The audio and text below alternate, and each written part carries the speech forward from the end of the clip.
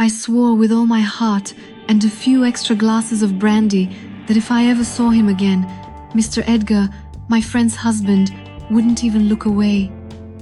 I made silent promises within the walls of my room, forged pacts with my own dignity. If I touch that man again, you can lock me in a convent. And here I am, with my corset tightly fitted, my makeup intact, wrapped in a pearly satin dress that outlines my body as if tailor-made for sin. In the kitchen of the inn, where Lady Annabel's birthday ball is being held, my hip brushing against his. Yes, it happened. And no, it wasn't by chance. The excuse was good. Annabel herself had asked me weeks ago to return a pink, pure silk dress, borrowed during the summer, the same one I wore to the Count's soiree, where I stole everyone's attention. "Just come and leave your dress and have a glass. It won't be anything formal," she wrote. I came by carriage, and I came without a corset. I sensed my mistake before I even crossed the front garden. He was there, leaning against the oak counter, glass in hand, linen shirt half open, unshaven, the same look of ancient misfortune, the same eyes that see more than they should.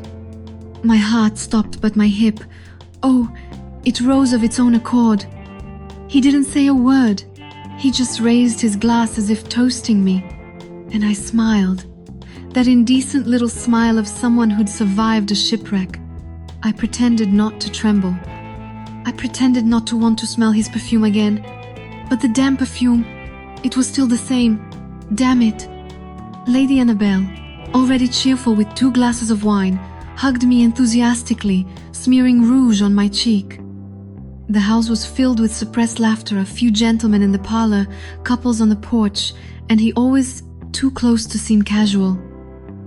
I refused to sit. I remained there, in the spacious kitchen, the tiles cold beneath my feet, clutching my dress in the bag with the posture of someone who'd come only to fulfill a favor. But I went to get ice, and crossing that narrow corridor between the stove and the china cabinet was my sentence. He appeared in the opposite direction, and the space? The space didn't exist. Our bodies touched unintentionally, but on purpose. My hips brushed against his. He froze. So did I. "The same flaw, teasing without saying anything," he murmured, brushing his arm against mine. My little flower, if you know what I mean, jumped as if hearing the voice of an old lover. I responded with a lopsided smile. "And you still know how to interpret where you don't." But his smiler, that damned smile, knew everything. I returned to the sofa, him following. He sat beside me, pretending to fiddle with his pocket watch.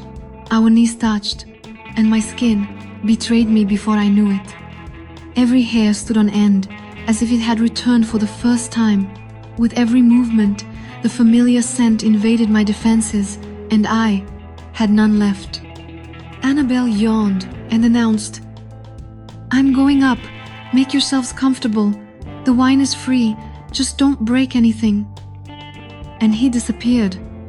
Suddenly, it was just the 2 of us. He approached calmly. "Do you need help putting that dress away?"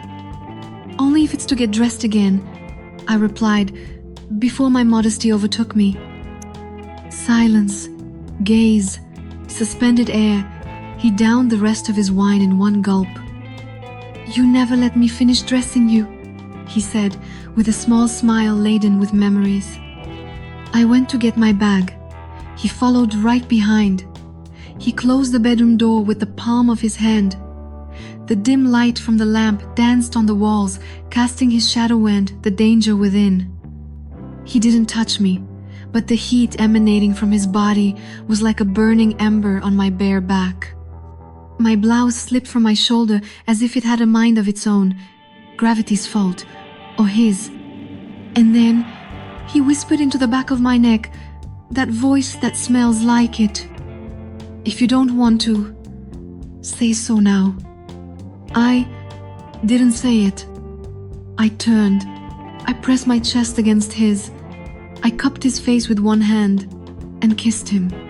I kissed him angrily, with longing, with desire. I don't know how long that kiss lasted, but I know how it began, with the tip of his nose brushing mine, and my little flower, crazed, screamed inside, "Go!" And he did. But not all at once. It started slowly, like someone trying to catch up without losing themselves again. His hands in my hair, then on the back of my neck, then on my shoulders. Every touch seemed designed to unravel me. When his hands reached my back, my legs gave way. I held on tightly to his shoulders. We were on the narrow single mattress in the corner of the room. He sat me down gently, but his eyes were those of an animal on the verge of losing control. "Do you still know how to do that?" I teased. He didn't answer. He just bit my shoulder with his usual malice. I trembled all over. The window was ajar. The curtains danced in the soft night wind. The street outside was silent, but inside, my skin screamed. His fingers remembered. They knew. They glided with the precision of someone who knew the map, but now explored new paths. When he blew lightly on my belly, I lost my breath and my mind. "You're different," he whispered. "I've grown," I replied, pressed against him. "Number, you've become more dangerous." His hand moved down to my waist, then lower. He barely touched over my dress, but it was enough. My little flower throbbed. The dress rode up. His fingers traced paths on my thigh as if signing a forgotten letter. I closed my eyes and exploded inside. And, oh my darlings, this is just the beginning. If you've made it this far, it's because you're as curious as I was in that lamplit room, right? So, leave a like, subscribe to the Fábrica de Historias channel, and turn on notifications so you don't miss the next chapters of this forbidden passion. Hot, captivating, and dangerous, if you know what I mean. If I let you continue, there's no turning back, Edgar. I took a deep breath. The candlesticks cast soft shadows across the stone wall of the estate's old guest room. The warmth of his hand rising up my thigh in the dim light of the lamp made my body respond before reason could. Then go all the way, because going back was never my desire. And he went. Slowly, like someone who knows the terrain and yet treads it with reverence. His touch felt like an ancient song, the kind that lulls the body before intoxicating the mind. My back touched the cold wall as my skin burned. With each movement, my little flower pulsed with a boldness that even I couldn't contain. He laughed. That low corner of the mouth laugh that enters your ear and melts down to your waist. My body, it wasn't mine anymore. It was his. He lifted me easily, spun me around the room as if time didn't exist, and pinned me against the wall. The muffled sound of my whisper against his shoulder said everything my mouth could no longer hide. The scent of his skin was different now. A mixture of longing and error, of sweat and forgiveness. When it was all over, or rather, when my body stilled, I sat on the floor, my dress wrinkled, my hair disheveled, my heart racing. He lay on his side, his eyes fixed on mine. And then, "Are you going to tell her?" I swallowed. For the first time that night, I had no answer. The next day, the pink dress I'd given the hostess was thrown on the carriage seat. My hair still reeked of his perfume. And my skin felt scarred from within. I couldn't sleep. It wasn't guilt. Still, it was the echo. The rhythm that lingered even after the music had died away. At dawn, 3 notes awaited me. "Darling, have you left? At what time? Do you know if Edgar stayed?" Signed by Lady Arabella. My stomach churned. Guilt, dressed in high heels and long gloves, knocked on the door with an accusing look. I ignored it. After all, pretending nothing happened is a long-time talent of mine. I spent all Sunday cleaning the mansion, washing the sheets, the windows, and my soulor trying to. but the memories sabotaged every attempt at sanity. The way he squeezed my waist, the muffled chuckle against my neck, the synchronicity between his breathing and the pulse of my little flower. Just thinking about it made my body react again. On Monday, I tried to act normal. I wore a modest skirt, tied my hair in a loose bun, and avoided mirrors, my gaze still wet with desire. Around 4 in the afternoon, the mailman brought an envelope. Firmly handwritten, unmistakable handwriting. "You forgot an earring, Cecily." I wasn't sure if I wanted the earring or an excuse to see him again. I replied curtly, "Keep it. Let it serve as a souvenir." And then he sent a note with a message, written on the cylinder of a portable parchment. "If I keep the earring, I'll have to keep the sound of your whisper. You'd better come get it." My little flower stiffened. My throat dried up. My shame, it evaporated before the first syllable. I responded with only a small smile. But inside, I was already crossing the city in my thoughts, riding in a carriage, without a corset, without my mind. On Tuesday, I swore to forget. I swore to forget everything. I almost succeeded, but that night I remembered again, because I'm terrible at letting go of what sets me on fire. On Wednesday, Arabella invited me for tea. "Darling, I don't know if I can say this, but Mr. Edgar still seems to be thinking about you. Let him fight." I smiled, lying. Inside, I cried. It wasn't about him thinking about me. It was about me not being able to stop thinking about his touch. I feigned a joke, masked it with lemon tea. I returned home and found myself in solitude and the muffled sound of the wood crackling.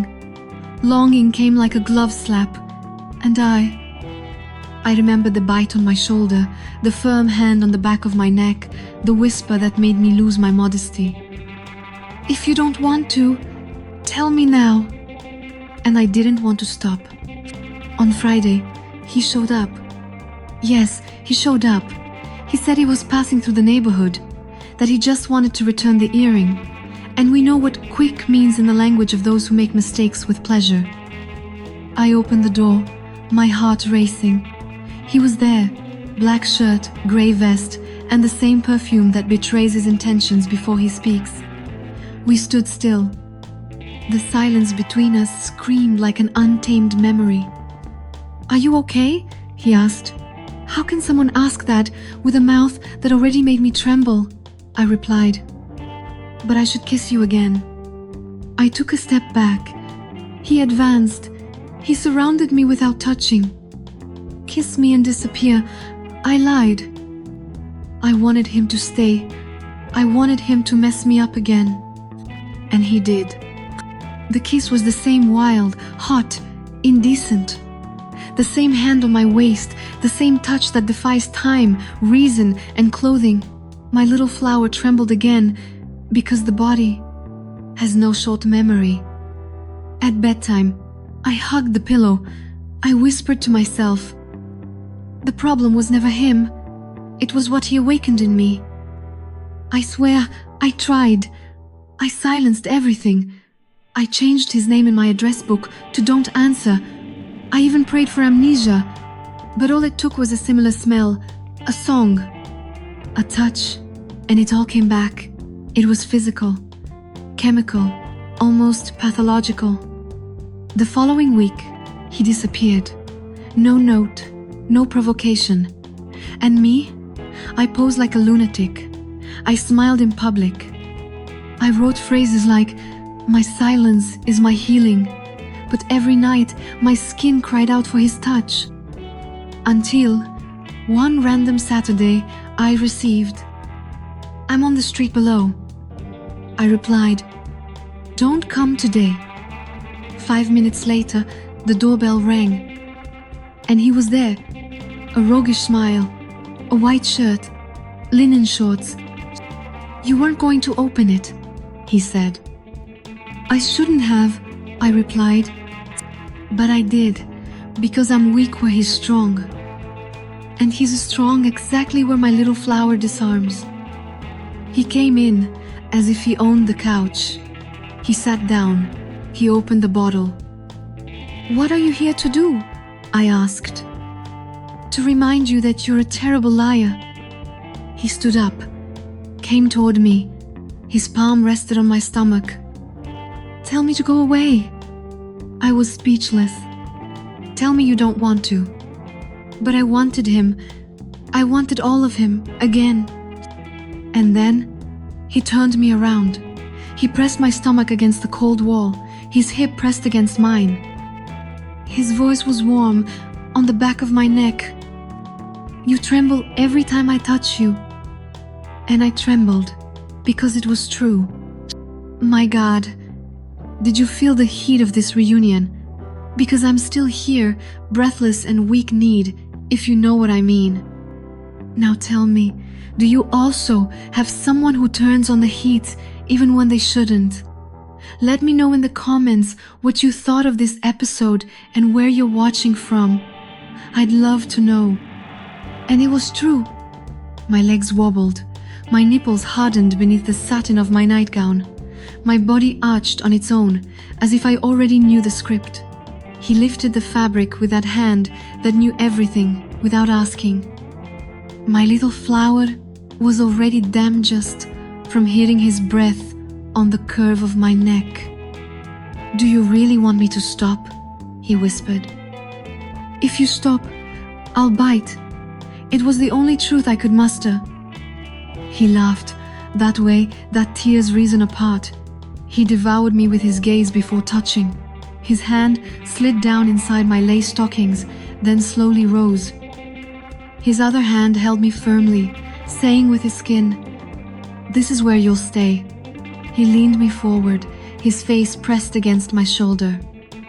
And when he invaded me, I exploded inside, without even moaning, because it was too strong for sound. The pleasure turned to silence. It started slowly, every movement, a message, each advance, a vivid reminder that out there I could pretend whatever I wanted, but there I was, his, only his. My nails scratched the dark wood wall, my eyes burned, but not with guilt, it was my body begging for more. He turned me around, laid me on the couch and pulled me on top of him. His hands were firm on my waist, guiding the sin as if it were a dance. And I danced. I danced the mistake with gusto, like someone who doesn't want forgiveness. With each, like that, he murmured. In that deep, dirty voice, my body trembled. He knew exactly where to dismantle me. When it was all over, we lay there, sweaty, panting. I was shaking. He was smiling. That was the last time. I lied. He just kissed my forehead, with that kiss that says, "See you next time." And I knew it was just a break, because when the wrong fits right, we always come back. The next day, I found his shirt forgotten on the back of the sofa, his scent still lingering, the same one that lingered on my skin and in my memory. The sun flooded the room through the gap in the heavy curtains, as if judging me, and there I was, dressed on the outside, naked on the inside. I made coffee, trying not to remember. He was the kind of guy who only exists as long as desire lasts. Then he evaporates like steam from hot tea, but his body still ached in the right place. The little flower, even tired, seemed to smile from the corner of her eye, as if to say, "It was worth it, go." But was it worth it? Or was it just addiction disguised as longing? I sat on the porch, in a short nightgown, cup in hand. The sky was clear, and my soul cloudy. I thought, how many times will I have to abandon myself just to feel truly touched? Because it wasn't just him, it was me too. I was the one who left the door open. I was the one who fooled myself by saying it was just the body, when it was also the soul. He knocked on the door. "I forgot my hat. Can I come by later?" I laughed, that bitter laugh of someone who knows the ending before it even begins. I replied, It's on the balcony. You can grab it and go. I turned off the notifications, because if he came in again, I'd let him in. But getting out of my head was already too difficult. On Tuesday, Lady Annabelle and me best friends sent me a note. Darling, I need to talk. We met in the tea room at the Caraway Hotel. She was haggard, her eyes puffy, as if she knew more than she wanted to admit. You were with Mr. Edgar, weren't you? She asked bluntly. My hand froze on the china cup. The tea went cold. My breath caught. He always disappears when he's involved with someone, and he disappeared again, just like he did with me. My stomach turned, but my mouth remained silent, because if I said it, it would hurt her, which was already hurting me. I didn't hook up with him. I lied, looking away. I hated every syllable. She smiled sadly. It's okay. If you had stayed, you would have told me, wouldn't you? It hurt, because I was the friend she trusted, and I became the exception to her trust. I returned home with my heart drenched in guilt. I got into the shower.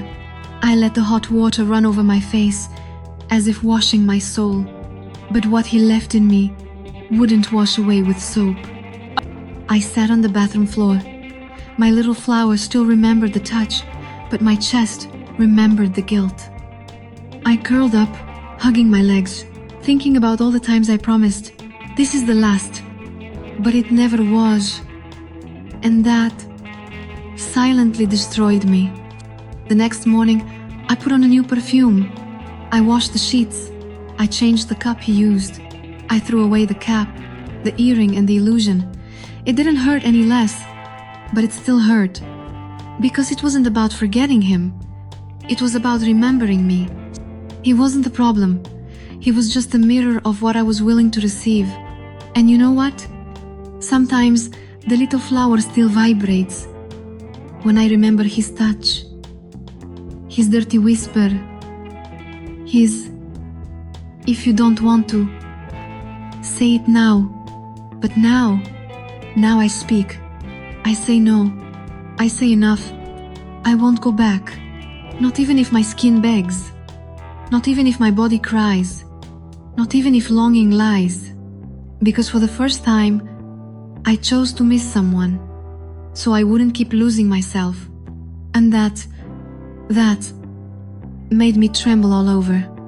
And we've reached the end of this story, my loves. If you've made it this far, comment where you're watching from. It's always a pleasure to hear where this voice reached. And tell me, did this story touch you in any way? Have you ever experienced something like this? Have you felt this confusion between body and heart? Share with us in the comments. The house is yours. Don't forget to like the channel to strengthen it and subscribe so you don't miss the next videos. It was a pleasure telling you this story. Until the next video.